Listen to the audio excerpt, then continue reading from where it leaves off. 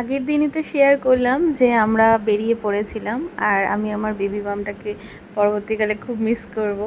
তো ওই সবার কাছে আশীর্বাদ নিয়ে আর আমার মাম্মামটাকে আদর করে আমরা মহাদেবের নাম নিয়ে রওনা দিয়েছিলাম।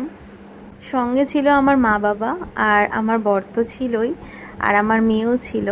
আর বাকিরা আমি নার্সিংহোমে পৌঁছানোর পরেও গেছিলো। এতদিন অনেক কিছু করার আগে, মানে একটু বড় কিছু করার আগে না, আমার মনের মধ্যে একটু ধুক ধুক ধুক ধুক হতো, কিন্তু এবারে আমার পুরো প্যানিক অ্যাটাক করে গেছিলো। এটা নিয়ে একটু প্রবলেমও হয়েছিল। অ্যাকচুয়ালি আমার মাথার মধ্যে না সব সময় মাম্মামের মুখটা ঘুরছিল, মানে আমার এটা মনে হচ্ছিল যে আমি ওকে রেখে ওটিতে যাব, আমি ওকে রেখে ওটিতে যাব। এইটা বারবার মাথার মধ্যে এত স্ট্রাইক করছিল যে আমার লাস্টে প্যানিক অ্যাটাক হয়ে গেছিলো। ফাইনালি সব ভালোই ভালোই হয়ে গেছিলো। আর এই ছোট্ট ফটোটা আমি আমার সঙ্গে করে নিয়ে গেছিলাম। আমার সোনা বাবাও আমাদের জীবনে এসেছিল, মহাদেবের অসীম কৃপা।